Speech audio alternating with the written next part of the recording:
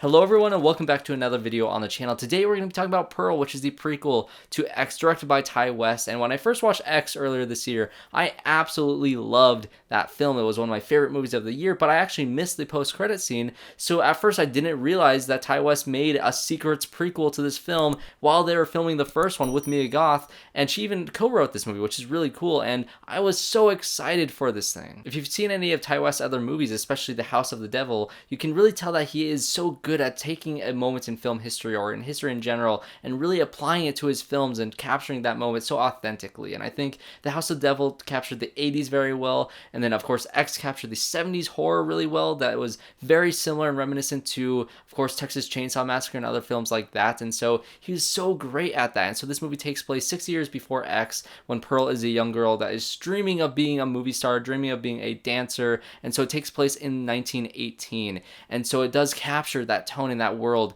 extremely well. And so this will of course be a spoiler review, so if you've not seen Pearl or X, I definitely recommend you check both of these movies out, because there's also going to be a third one called Maxine, which takes place 6 years after X, and I'm very excited for whenever that comes out. Either it's probably going to be beginning of next year when that film comes out, because I don't think they have filmed it yet, so I'm so excited to continue in this world because I absolutely love it. So what did I love about this movie? Well, I really think this movie, of course, captured the 1918 era extremely well. I think the costume design was perfect, the color of this film was perfect, and the cinematography was really good for this. But I really hope that they decide to release a black and white version on the Blu-ray, maybe even in 4:3, because I love that sort of stuff, and if they do a specialized version of that on Blu-ray, I am so on board with that, because I think this movie would look beautiful in that format. And if they don't, maybe I'll make a little fan edit of that, because I think that'd be really fun just to watch this movie in that way that it feels even more authentic to 1920s. But if anything, this movie and its color correction really does feel like it took a black and white image and they colorized it to have, you know, these very, very vibrant pops of color,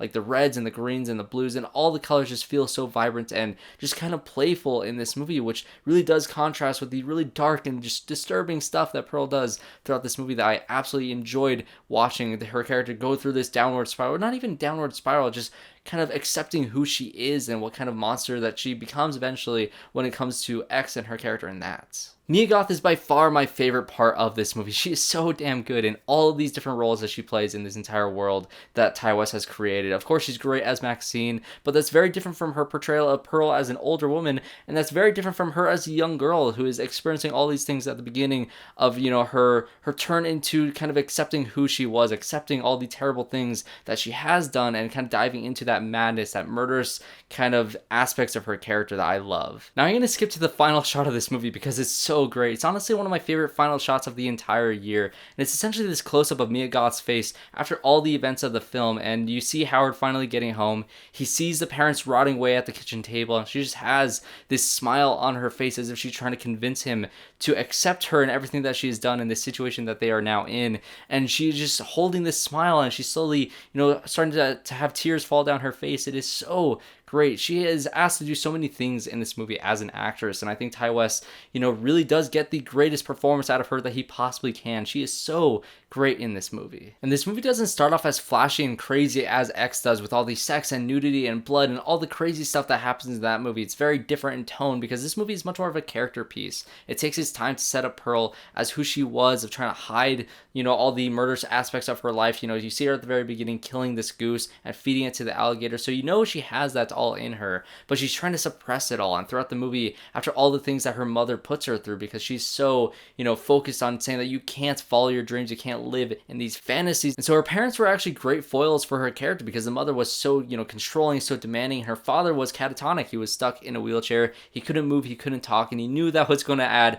a lot of great tension throughout the movie, because whenever she was doing anything, he can't do anything to stop her. He just has to be an observer of all the terrible things that she does. And whenever they were in a scene together, Mia Goth was playing against this actor who was just completely mortified. The look on his face was just completely terrified every time that she was doing anything, because he sees through her. He sees all the things that she's doing. And when the confrontation happens between her and her mother in this great dinner scene that feels very A24, but it is so great to see all these things fall apart and to see him in the background just watching all these terrible things happen. Like when the mother lights on fire and she throws and puts her out, and she's slowly like burning away, and she's like all crispy, and she's slowly slowly dying and she drags her into the cellar. There's nothing that she can do, and she literally tells her, like, I'm gonna let you sit in this pain because that is the pain that I've been sitting through my entire life. She so desperately wants to get out of this place, but her mother is forcing her to stay and convincing her that she will never make it out anywhere else, that she's only meant to be on this farm. It's very toxic. It's very damaging for her, own mental health, and the spiraling that she goes through is all because of, the parenting that they did for her. And of course you have the subplot of her and her own sexual desires to kind of go out and explore the world, because that's something that she is so suppressed for, because her husband is overseas fighting in the war. She really can't do anything. She's going out, seeing the movies, seeing all the outlandish stuff, and she meets the projectionist who's showing her some dirty movies and saying this is the future of what things are going to be, which is exactly what the characters in X were trying to do. And so you have her, trying to get pulled back and forth with all her desires and trying not to succumb to all the temptations around her, and she eventually does, and she has an affair with this projectionist that eventually gets lured to the home, and she kills him as soon as he realizes how terrifying that Pearl really is. And that happens to a lot of characters in this movie, of them slowly realizing how terrifying that she truly is as she starts to uncover her true self. And it's just great to see all these different characters react to that, because this projectionist guy tries to slowly back out of it. He's trying to be as nice as possible, and he's just trying to get out of this situation because he can see that it's all going downhill. And when you have her friend who's also auditioning for the dance competition that she's trying to win, to be able to be a star, she thinks that if she just gets this first audition, she's going to become a star immediately, because she's so set on, escaping this world as soon as possible. All these other characters are being lured into her world, and she's slowly picking them off one by one by one, and some brutal kills. The friend with the axe kill was probably the least interesting kill of the bunch, but when, of course she is dead and she's trying to dispose of the body and she chops off the head, and there's some great editing things with the split screen and the fades and the wipes. I loved all that stuff. One of my favorite kills in the movie was definitely, the projectionist, of him trying to get away and stabbing with the pitchfork and him slowly driving off and eventually dying.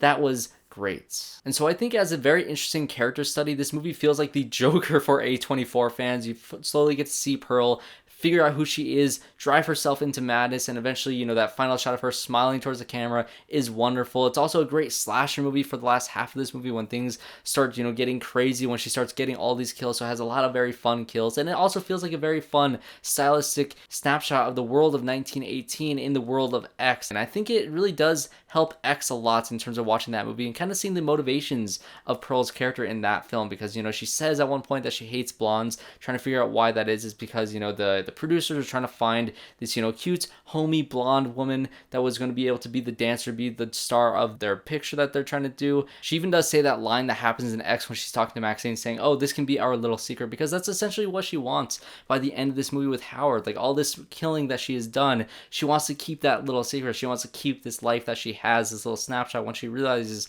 that, she can't, strive for these fantasies. She just has to work with what she has already. And so her just wanting to keep this little secret, having this sort of different thing where she's luring in these people and killing them because that's what she's good at, that's what she enjoys to do, that's what she actually loves in her life. So have you guys seen Pearl? What did you guys think of all the crazy things that happened in this movie, and how would you rank this with X? I definitely think X is the better movie, but as two movies, when it comes to the end of the year and my rankings list, I'll spoil it right now. I'm probably going to cheat and put both of these in as the same slots when I do my top 10 of the year, or top 15 or 20, whatever I end up doing, because I absolutely love this world. I love Ty West's creation of what he's done with the stylistic choices of these things, and I really hope that we get a black and white version. So let me know in the comments down below what you guys think of Pearl, what you guys think of X, and all these different things. I hope you enjoyed this video. If you did, subscribe to the channel, leave a like, and I hope to see you all in my next one.